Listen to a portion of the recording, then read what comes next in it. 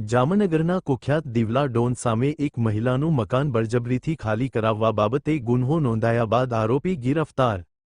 જામનગરના કુખ્યાત દિવલા ડોન સામે પટેલ કોલોની શેરી નંબર 9માં રહેતી એક મહિલાનું મકાન બળજબરીપૂર્વક ખાલી કરાવવા માટે ઘરમાં ઘૂસી જઈ તોડફોડ કર્યાની અને 50,000ની માંગણી કર્યાની ફરિયાદ પોલીસમાં નોંધાવાઈ હતી, જે ગુનામાં આરોપી દિવલા ડોનની ધરપકડ કરી લેવામાં આવી છે। જામનગરના શાંતિનગર વિસ્તારમાં રહેતા દિવ્યરાજસિંહ મંગળસિંહ ચૌહાણ ઉર્ફે દિવલા ડોન, કે જેની સામે જામનગરમાં પટેલ કોલોની શેરી નંબર 9માં ચિરાગ એપાર્ટમેન્ટમાં રહેતી વર્ષાબેન સંજયભાઈ દકાણ નામની મહિલાએ સિટી બી ડિવિઝન પોલીસ મથકમાં દિવ્યરાજસિંહ ઉર્ફે દિવલા ડોન તેમજ બળભદ્રસિંહ જાડેજા એક અજાણ્યો માણસ અને નિર્મળસિંહ નામના વકીલ સામે ફરિયાદ નોંધાવી હતી। જામનગર ગત 11 ઓગસ્ટ તારીખના રોજ સિટી બી ડિવિઝન પોલીસ સ્ટેશનમાં એક મહિલા ફરિયાદી દ્વારા ફરિયાદ આપવામાં આવેલી હતી, જેમાં અલગ અલગ 4 આરોપીઓ વિરુદ્ધ તેમને ઘરે આવી ઘરમાં તોડફોડ કરી એમના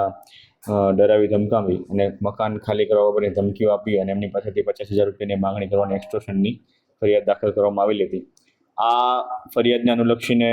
જે આરોપી છે દિવ્યરાજ ઉર્ફે દિવલો ડોન મંગળસિંહ ચૌહાણ, એનું ગઈકાલે Jamnagar city B division police station દ્વારા અટક કરવામાં આવેલો છે અને તેને આગળની કાર્યવાહી માટે કોર્ટમાં રજૂ કરી અને પોલીસ કસ્ટડી માટેની તજવીજ ચાલુ છે। જી, આજે દિવ્યરાજ ઉર્ફે દિવલો ડોન છે તેના અલગ અલગ સિટી બી ડિવિઝનના, સિટી સી ડિવિઝનના અને સિટી એ ડિવિઝનના અલગ અલગ ગુનાઓ મળીને આશરે 50થી વધારે ગુનાઓ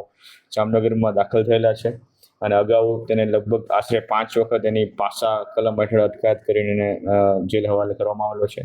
અને જે તાજેતરમાં જ અન્ય ગુનાઓમાંથી જેલમાંથી જામીન મુક્ત થયેલો હતો અને ત્યારબાદ આ ગુનો આચરેલો છે।